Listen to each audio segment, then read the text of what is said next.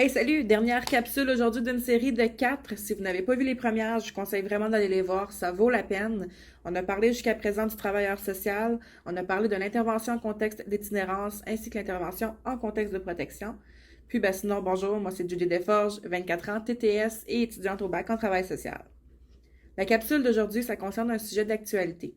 On a entendu beaucoup parler dans les derniers mois des orignaux, on a entendu parler aussi de l'histoire de Joyce et plus récemment des enfants victimes des pensionnats.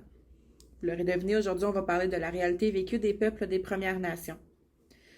Par le passé, dans les réseaux sociaux, on pouvait lire des commentaires quand même assez haineux envers les membres de ces communautés-là. On pouvait lire, par exemple, ils se plaignent le ventre plein, ce sont nos ancêtres qui ont fait des choses comme ça, c'est pas nous, faudrait en revenir à un moment donné. C'est-tu vrai ça?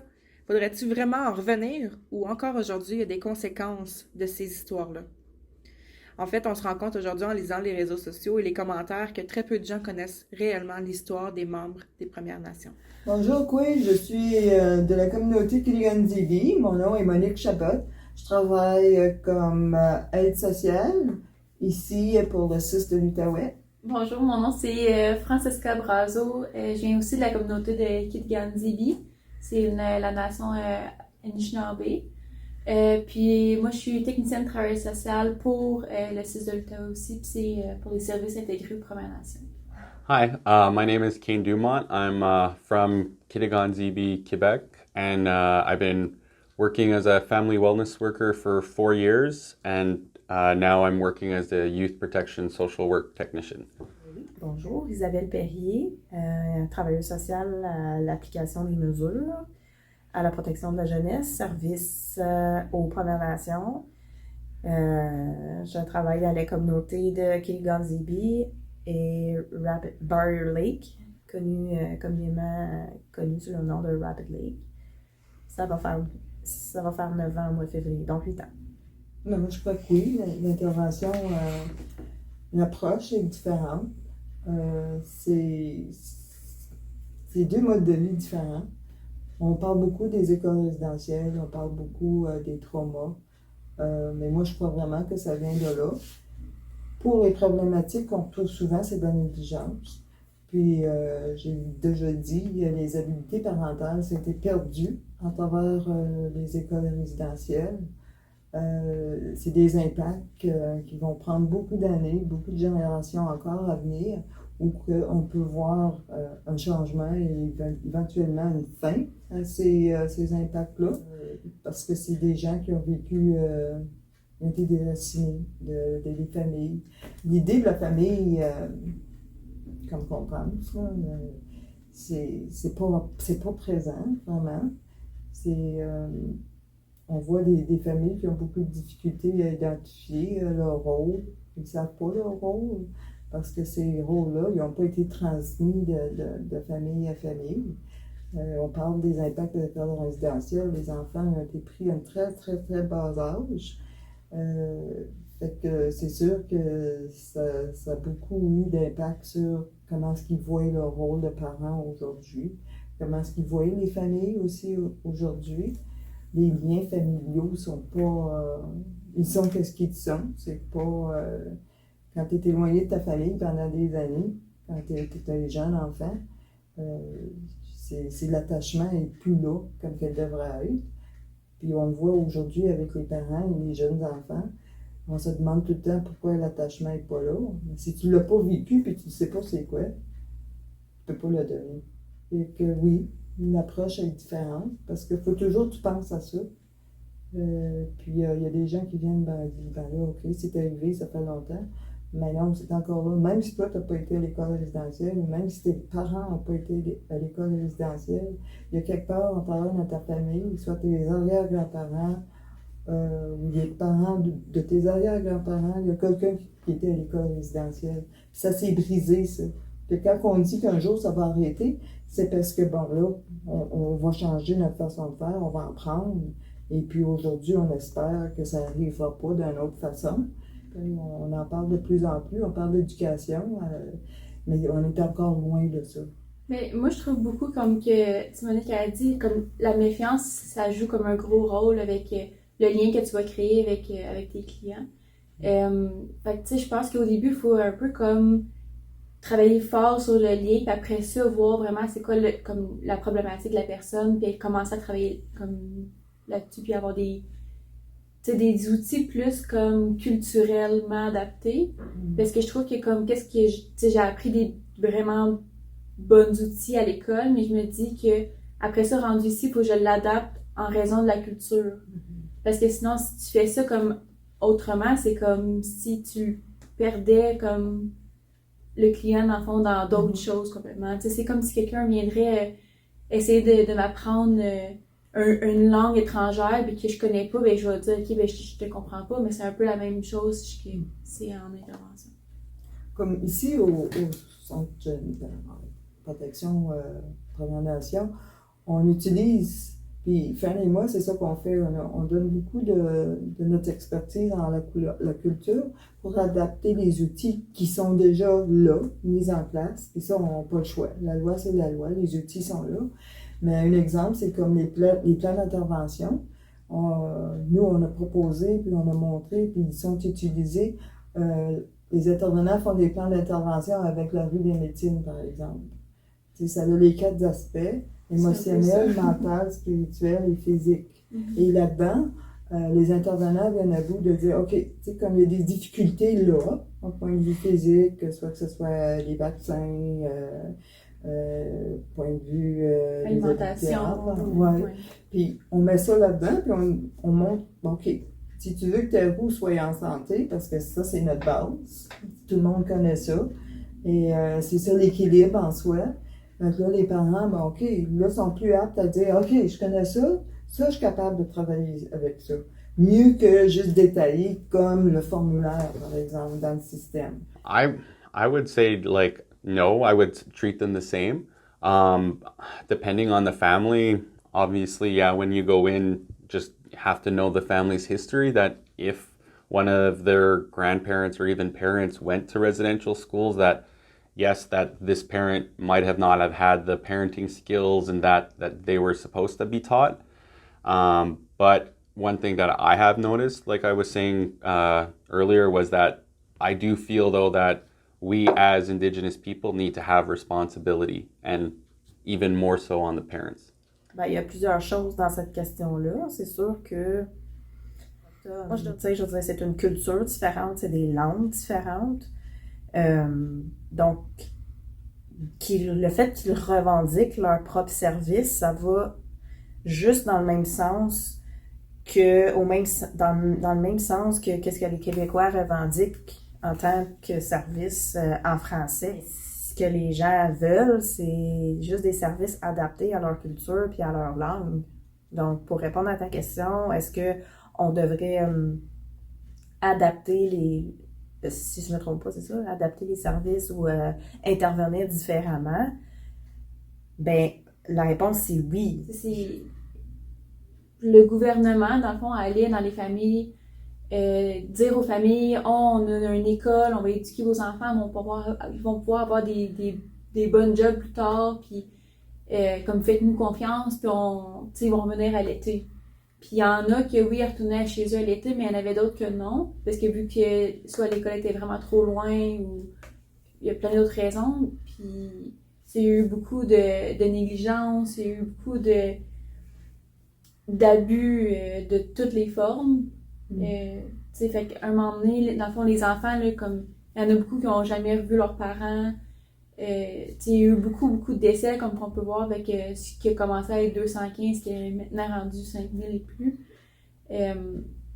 On voit qu'il y a eu des parents aussi qui ont été comme déchirés de savoir qu'ils ne reviendront plus jamais leurs enfants, puis ils ne savent pas s'ils sont juste disparus, s'ils sont décédés ou...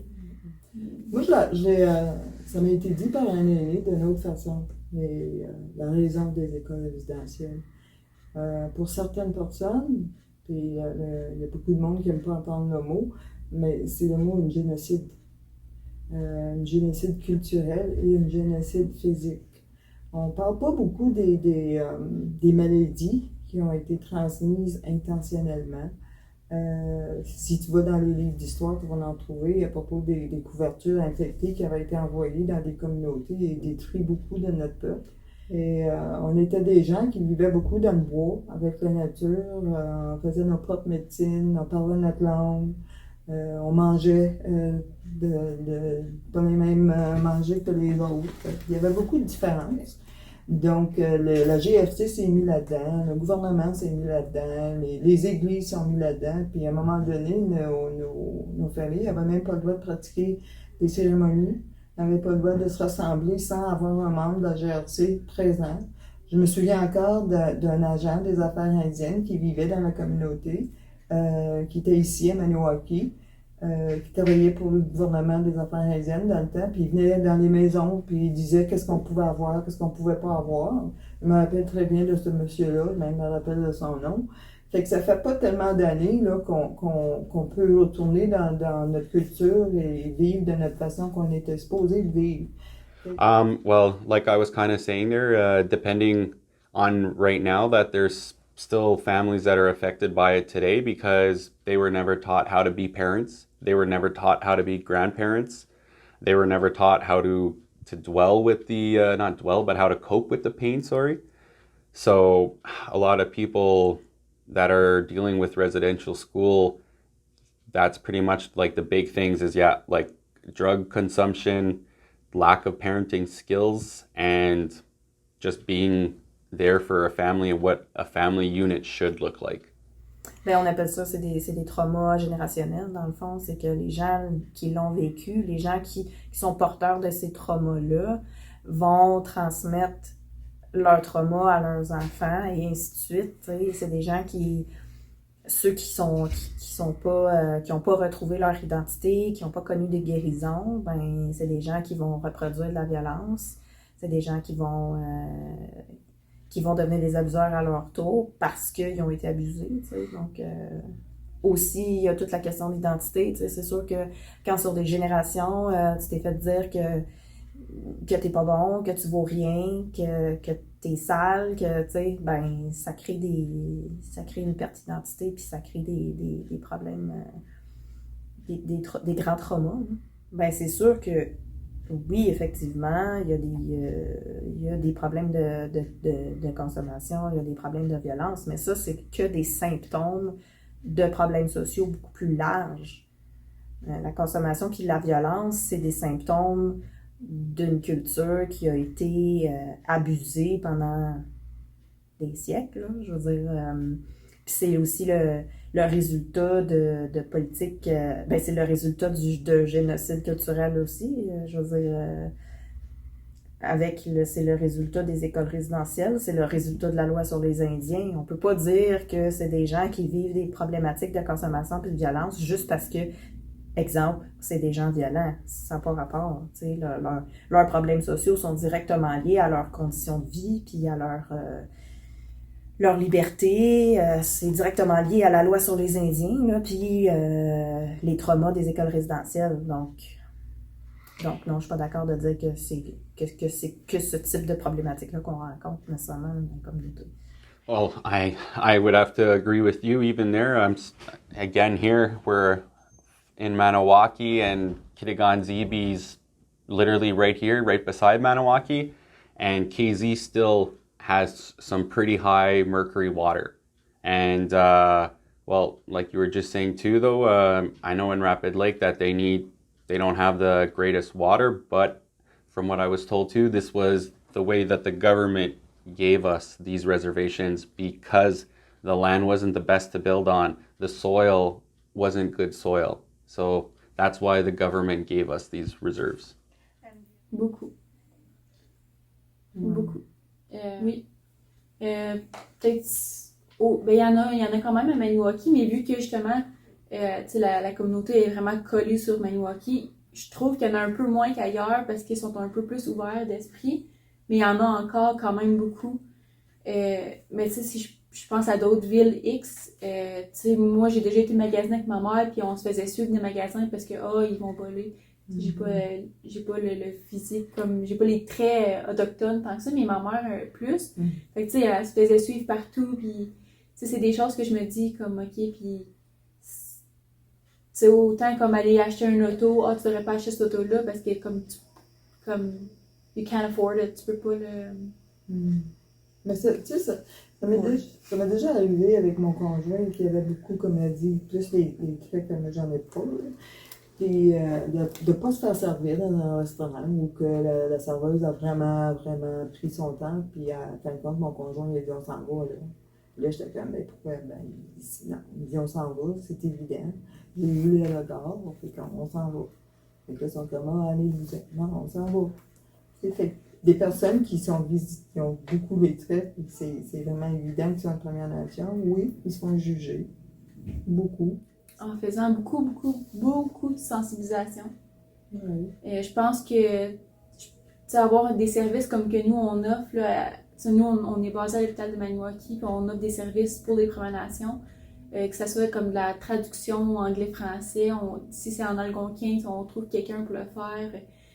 Ça peut être toutes des affaires comme médecine traditionnelle, c'est comme d'être ouvert à ça, avoir plus de discussions avec mettons, les infirmières, les médecins, pour qu'eux aussi, tu sais, ça devienne plus naturel pour eux de dire, OK, eux aussi, ils ont une culture différente. Et je pense qu'il devrait y avoir des services comme ça, mais comme partout au Canada. Enfin, je vais aller plus at large parce que, tu sais, oui, au Québec aussi, mais comme vraiment le Canada au complet, on devrait avoir plus de services comme ça pour sensibiliser plus les gens.